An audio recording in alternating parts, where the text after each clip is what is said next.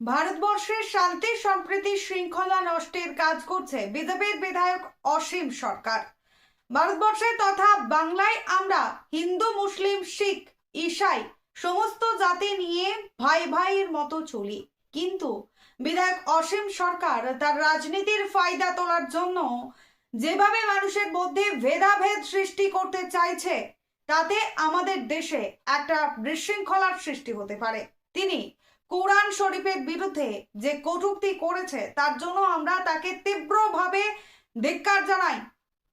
অবিলম্বে তাকে গ্রেপ্তার করে আইনি পরিষেবায় দৃষ্টান্তমূলক শাস্তি দিতে হবে, এমনটাই মন্তব্য করেন রানীতলা থানার অন্তর্গত জমিয়াতে উলেমায়ে হিন্দের মাওলানারা।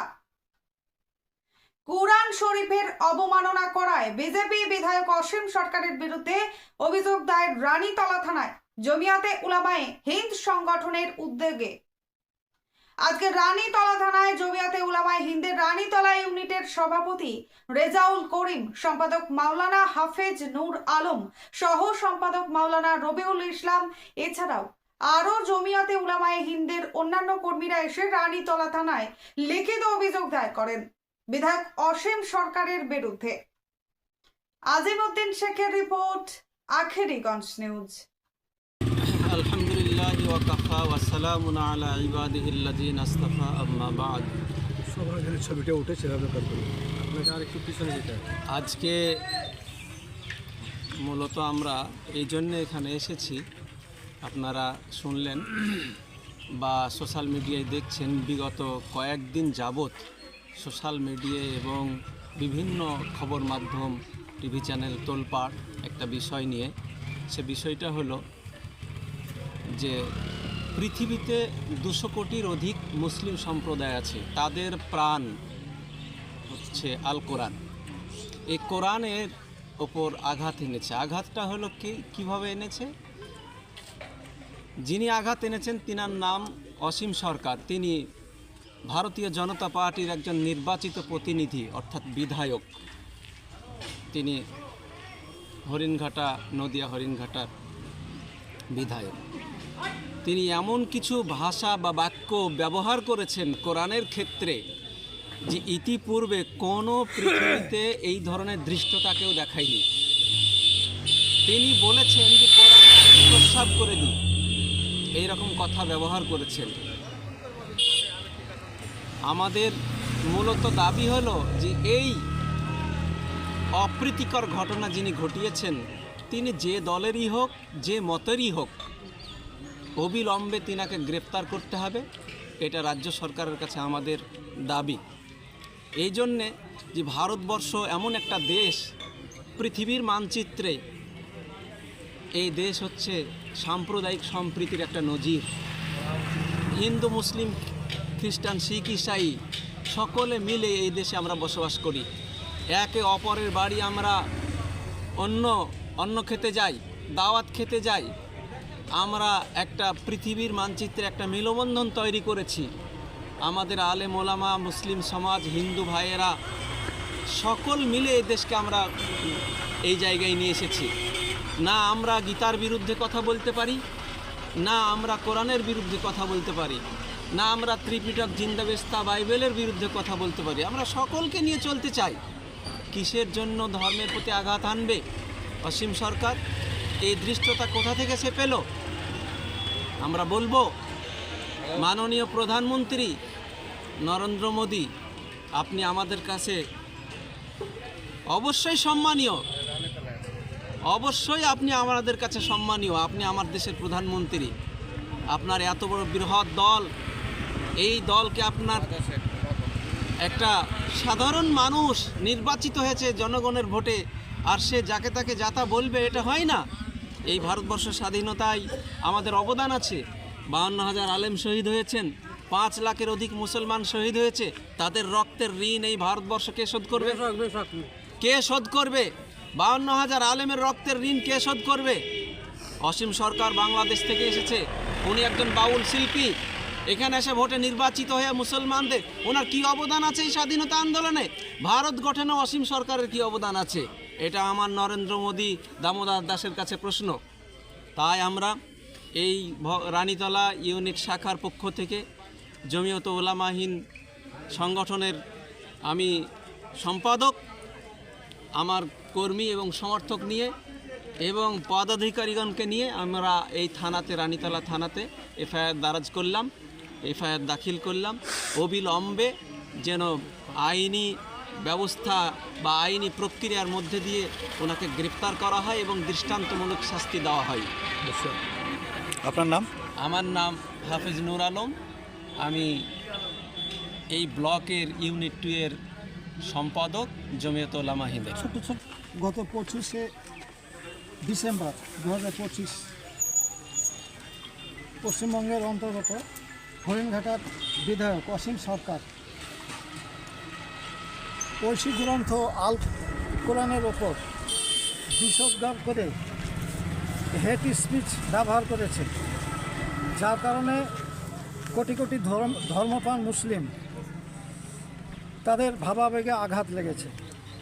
তারই প্রতিবাদে আমরা রানীতলা থানা আধিকারিক অরিজিৎ ঘোষ মহাশয়ের কাছে আমরা লিখিত আবেদন করলাম, যাতে হরিণঘাটার বিধায়ক অসীম সরকারের ওপর আইনানুগ ব্যবস্থা নেওয়া যায় এবং গ্রেপ্তার করে, আইনের মাধ্যমে তাকে গ্রেপ্তারের ব্যবস্থা করুক।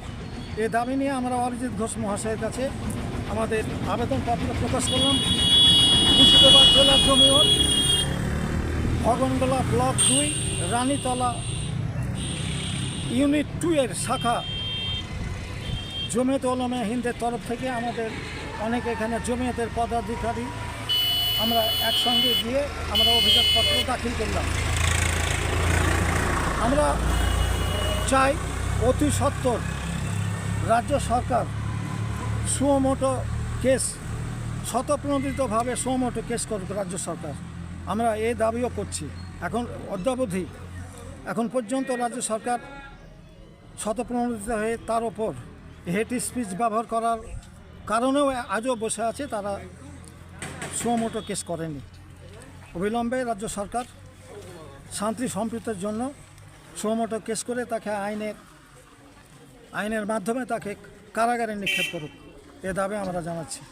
আর আরও বলি, যেখানে ভারতবর্ষে আমরা 6400 জাতি 1618 রকম ভাষায় কথা বলে আমরা যে সম্প্রীতির মেলবন্ধনে ভারতবর্ষে থাকি, এই বর্তমান সময়ে এভাবে হেট স্পিচ করে মানে ধর্মের রাজনীতিকে ধর্ম মিশিয়ে আঘাত করে তারা বাইনারি ক্রিয়েট করে বিভাজনের রাজনীতি করে আজকে ভারতবর্ষ বিশেষ করে সংখ্যালঘু খ্রিস্টান, মুসলিম, পার্সি এদের ওপর বেশি করে হেনস্থার শিকার হচ্ছে এই ধর্মের মানুষগুলো। এটাও বন্ধ হোক, আমাদের মেলবন্ধন অটুট থাকুক, হিন্দু মুসলিম সম্প্রীতি ঐক্য আরও আমাদের মধ্যে সমৃদ্ধ হোক, এই কামনা করছি আমরা। আপনার নাম? রেজাল করিম, ভগনগোলা ব্লক 2 রানীতলা ইউনিট 2 এর জমিয়ত উলামা হিন্দের সভাপতি রেজাল করিম। Thank you. আজকে আমরা জমিয়ত উলামা হিন্দ সংগঠনের পক্ষ থেকে আমরা এফআইআর দায়ের করলাম রানীতলা থানা ভারপ্রাপ্ত আধিকারিক অরিজিৎ ঘোষ মহাশয়ের কাছে। কি আবেদন রাখলেন? আবেদন আমাদের একটাই, সেটা হচ্ছে বর্তমান যে একটা সমাজে তোলপাড় শুরু হয়েছে, আমরা ইতিপূর্বেই শুনলাম। আমি কয়েকটি পূর্বের কথা আলোচনা করি। ভারতবর্ষের বাসিন্দার আমরা, ভারতবর্ষের নাগরিক। এই ভারতবর্ষের ইতিহাসকে সবচাইতে বড় লঙ্ঘন করেছে আজকে যিনি দিল্লির মসনদে বসে আছেন, নরেন্দ্র মোদী। এই দেশ প্রায় 1000 বছর মুসলমানেরা শাসন করেছে। 1000 বছর মুসলমানেরা শাসন করার পরে ব্রিটিশ আসে। ব্রিটিশ প্রায় 180 থেকে 200 বছর এই দেশ শাসন করেছে। আমাদের ঐতিহাসিক মসজিদ বাবরি মসজিদ 500 বছরের মসজিদ, এই নরেন্দ্র মোদী আসার পর থেকে নিয়ে আজকে ভারতবর্ষে ধর্মীয় উস্কানি দিয়ে যে সমস্ত কাজকাণ্ডগুলান করছে, এগুলান খুব জঘন্য। আজকে 200 বছর ইংরেজ শাসন করার পরও বাবরি মসজিদ ভাঙতে পারেনি। ভারত স্বাধীন হয়েছে 1947 সালে 15ই আগস্ট। 15ই আগস্ট থেকে নিয়ে, স্বাধীনতার পর থেকে নিয়ে এই পর্যন্ত দিল্লির মসনাদে 14 জন মন্ত্রী বসেছে। আজকে এই বিজেপির নেতা নরেন্দ্র মোদী আসার পর থেকে নিয়ে ভারতবর্ষ সব সময় উত্তল। আজকে ভারতবর্ষে কখনো বাবরি মসজিদ নিয়ে, কখনো এসআইআর নিয়ে, কখনো ওয়াকফ বোর্ড নিয়ে, কখনো এমপিআর নিয়ে, কখনো এনআরসি নিয়ে, কখনো গুজরাট, এই ভারতবর্ষকে সবচাইতে বেশি কলঙ্কিত করেছে পৃথিবীর মানচিত্রে এই নরেন্দ্র মোদী। তারই একজন পালিত অশিক্ষিত বর্বর, এমন করে কুলাঙ্গার, তারই একজন পার্টির বিধায়ক অসীম সরকার, যে আমাদের ধর্মীয় গ্রন্থ কোরআন নিয়ে কটূক্তি করেছে। সারা বিশ্বের মুসলমানের কাছে কোরআন মুসলমানের হৃদয়ের স্পন্দন। এই কোরআনের ব্যাপারে যে কটূক্তি করেছে, কোরআনকে অপমানজনক কথা বলেছে, এটা আমরা কখনোই মুসলমান, আমাদের ঈমান থাকা সত্ত্বে, আমাদের শরীরে তিল পরিমাণ রক্ত থাকা সত্ত্বে আমরা কখনো এ কথা বরদাস্ত করে নিব না, মেনে নিব না। এ অশিক্ষিত বর্বর যে কথাগুলান বলেছে, 27 জন শয়তান মিলে কোরআন লিখেছে এবং ওই কোরআন আমি প্রস্রাব করে দিই, এবং এই কোরআন মাদ্রাসায় পড়ানো হয় ছেলেদেরকে, যাদেরকে শিক্ষা দেওয়া হয়, এই শিক্ষায় কোরআনের দেওয়া হয় যে অমুসলিমদেরকে ধরো আর মারো, যেখানে পাবে সেখানেই মারো। আজকে আমাদের এই ভারতবর্ষে দীর্ঘদিন এই ভারতের ভূখণ্ডে মুসলমানেরা শাসন করেছে। আজকে যদি সেই কোরআনে ওই কথাই লেখা থাকতো, অমুসলিমদেরকে হত্যা করার কথাই লেখা থাকতো, অমুসলিমদেরকে দেশ থেকে বিতাড়িত করে দেওয়ারই কথা থাকতো, তাহলে ভারতবর্ষে একমাত্র মুসলমানই বসবাস করত, অমুসলিম বলে আর কেউ থাকতো না। আজকে আমরা এই ভারতবর্ষের মানুষ, শান্তিপ্রিয় মানুষ, আমরা ভারতবর্ষে বসবাস করি, শিখ, ইসাই, মুসলিম সব জাতি মিলে আমরা এখানে বসবাস করি। এই ধরনের কুলাঙ্গার উক্তি, এই ধরনের অসভ্যতা, বর্বরতার কথা আমরা রাজনীতি মহলকে উত্তপ্ত করছি। আজকে ভোট লাভের জন্য, ভোট ব্যাংকের জন্য এই সমস্ত কথাগুলান বলছে। আজকে আমাদের ভারতবর্ষের যে সাম্প্রদায়িক সম্প্রীতি ও শান্তি শৃঙ্খলাকে নষ্ট করে অশান্তির বাতাবরণ তৈরি করছে, এর বিরুদ্ধে আমরা প্রত্যেকটা থানায় এফআইআর দায়ের করছি। যদি তাকে সরকারের আওতায় না আনা হয়, দৃষ্টান্তমূলক শাস্তি যদি না দেওয়া হয়, তাহলে আমরা এর চাইতেও বৃহত্তম আন্দোলনে আমরা পথে নামব ইনশাআল্লাহ। আপনার নাম এবং পরিচয়? আমার নাম মাওলানা মোহাম্মদ রবিউল ইসলাম। আমি এই জমিয়তে ওলামায়ে হিন্দের সহসভাপতি।